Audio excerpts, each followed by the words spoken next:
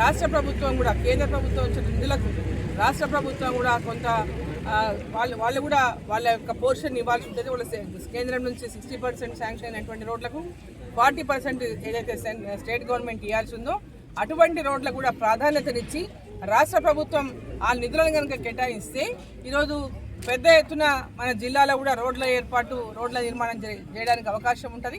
So ఈరోజు పెద్ద ఎత్తున దాని మీద దృష్టి పెట్టకపోవడం వల్ల కూడా ఈ రోడ్లకు ప్రధానంగా శాంక్షన్ ఇచ్చినామని చెప్తున్నారు, కానీ శాంక్షన్ ఇచ్చిన రోడ్లకు టెండర్ లేని ఇంకెవరు వస్తలేదు. రాష్ట్ర ప్రభుత్వం శాంక్షన్ లేని చెప్పినప్పుడు ఆ శాంక్షన్ లేనటువంటి వాటికి ఒకవేళ కేంద్ర ప్రభుత్వం నిధులు వస్తాయనేటువంటి రోడ్లకే ఇవాళ టెండర్లు అవుతున్నాయి తప్ప వాటికే టెండర్లు వేయడానికి ముందుకు వస్తున్నారు. రాష్ట్ర ప్రభుత్వం ఇచ్చినటువంటి రోడ్లకు ఏ టెండర్ వేయడానికి ఎవరు కాంట్రాక్టర్లు ముందుకు రాలేదు. ఎందుకంటే గతంలో ఇచ్చినటువంటి రోడ్ల బిల్లులే ఇప్పటిదాకా మాకు రాలేదు, ఆ బిల్లులే ఇప్పటిదాకా ఇవ్వలేదు.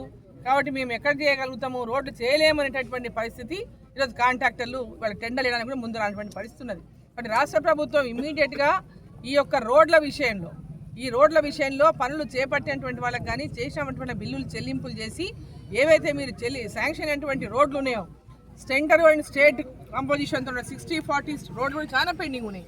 అటువంటి వాటికి అంతా కూడా వెంబడే నిధులు చెల్లిస్తామనేటటువంటి భరోసాని రాష్ట్ర ప్రభుత్వం ఇస్తే తప్ప ఈ రోడ్లకు టెండర్లు వేసినటువంటి పరిస్థితి కనపడతలేదు.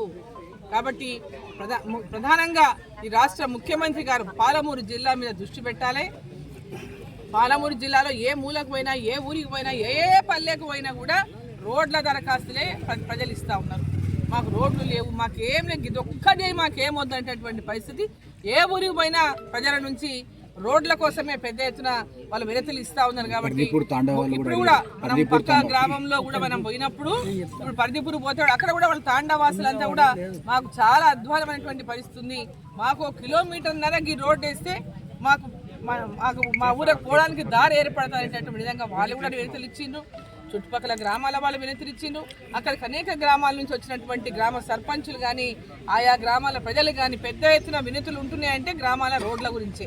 కాబట్టి రాష్ట్రంలో ఉన్నటువంటి మరి మంత్రులు కానీ అంటే మనం పంచాయతీరాజ్ మినిస్టర్ గారు కానీ అదేవిధంగా R&B మినిస్టర్ గారు కానీ రాష్ట్ర ముఖ్యమంత్రి గారు మరి 2 మంత్రులతో మరి సమన్వయం చేసుకొని పాలమూరు జిల్లాలో ఉన్నటువంటి అనేక ప్రాంతాల్లో ఉన్నటువంటి రోడ్ల సమస్యను పరిష్కారం చేయడానికి ప్రత్యేక దృష్టి పెట్టి